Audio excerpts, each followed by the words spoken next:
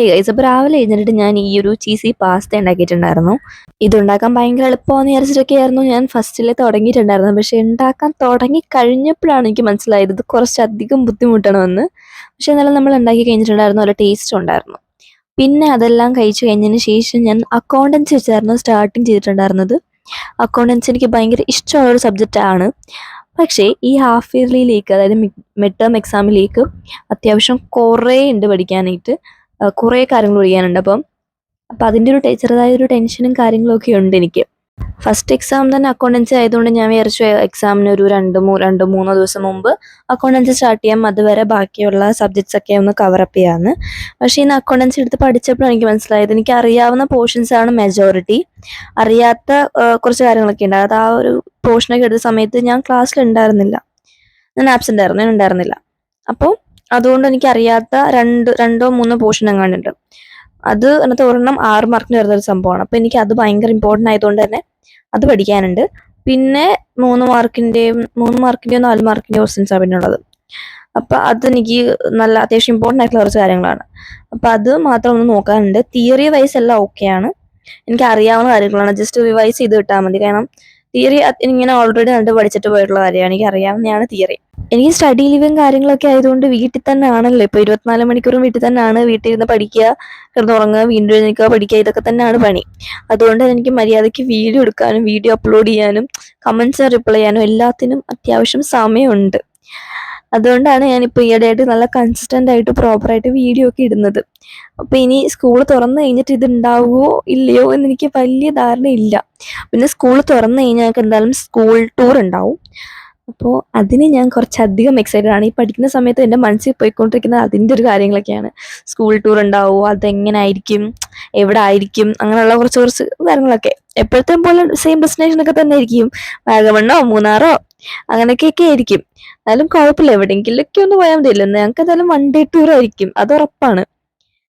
ഒന്നെങ്കിൽ വാഗമൺ അല്ലെങ്കിൽ മൂന്നാർ, അതൊക്കെ ഞാൻ പ്രതീക്ഷിക്കുന്നുള്ളൂ. എന്നാലും ഫ്രണ്ട്സിൻ്റെ കൂടെ പോകുമ്പോൾ നമ്മൾ ആ സ്ഥലങ്ങളെ കാണാമെന്നല്ല സത്യം പറഞ്ഞാൽ പോകുന്നത്. ആ ബസ്സിനകത്തുള്ള ആ ഒരു ഇത്, ഫ്രണ്ട്സിൻ്റെ കൂടെ പോകുന്ന ആ ഒരു എക്സൈറ്റ്മെന്റും കാര്യങ്ങളൊക്കെയാണ് കൂടുതലായിട്ട് ഈ സ്കൂൾ ടൂറിൽ എനിക്കുള്ളത്.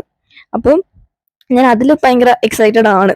അപ്പോൾ അതിൻ്റെ വീഡിയോസ് എന്തായാലും വരുന്നതായിരിക്കും. എനിക്ക് സ്കൂൾ ടൂർ അന്ന് പോയപ്പോഴും എനിക്ക് എടുക്കാൻ പ്രോപ്പറായിട്ട് പറ്റിയിട്ടുണ്ടായിരുന്നില്ല. വീഡിയോയുടെ ലെങ്ത് കുറവായിരുന്നു, ഇത് 7 മിനിറ്റ് എങ്ങാണ്ടേ ഉണ്ടായിരുന്നുള്ളൂ. അത് എനിക്ക് പ്രോപ്പറായിട്ട് വീഡിയോ എടുക്കാൻ പറ്റാത്തൊരു ഇതായിരുന്നു. കാരണം എൻ്റെ എല്ലാ ഫ്രണ്ട്സിനും ക്യാമറയുടെ മുന്നിൽ വരാൻ ഒരു ചമ്മലൊക്കെ ഉണ്ടായിരുന്നു. വീഡിയോ എടുക്കുന്നതിന് കുഴപ്പമില്ലാത്ത ആൾക്കാരൊക്കെയാണ് ഞാൻ വീഡിയോയിൽ കാണിച്ചത്. പക്ഷേ ഈ പ്രാവശ്യത്തെ എല്ലാവർക്കും ഓക്കെയാണ്. അപ്പോൾ നമുക്ക് എടുക്കാൻ പറ്റും, നല്ല അടിപൊളിയായിട്ട് വീഡിയോയും കാര്യങ്ങളൊക്കെ എടുക്കാൻ പറ്റും. എല്ലാവർക്കും കുഴപ്പമില്ലാത്തതാണ്. പിന്നെ ഇന്നാണ് ഞാൻ നോക്കിയത്, നമ്മുടെ ന്യൂ ഇയർ ആവാനായിട്ട് ഇനി 89 ഡേയ്സേ ഉള്ളൂ. അത് നോക്കി അന്തം വിട്ടിരിക്കുന്നത് തന്നെയാണ് നിങ്ങൾ കണ്ടുകൊണ്ടിരിക്കുന്നത്. ഞാൻ ഇപ്പോഴിപ്പോൾ ജസ്റ്റ് നോക്കിയതാണ് എത്ര ദിവസം കൂടി ഉണ്ടാവും ഇനി. അപ്പോഴാണ് അത് കണ്ടത്. +1 സ്റ്റാർട്ട് ചെയ്തത് മാത്രമേ എനിക്ക് ഓർമ്മയുള്ളൂ, പെട്ടെന്ന് പോയതുപോലെ തോന്നുന്നത്.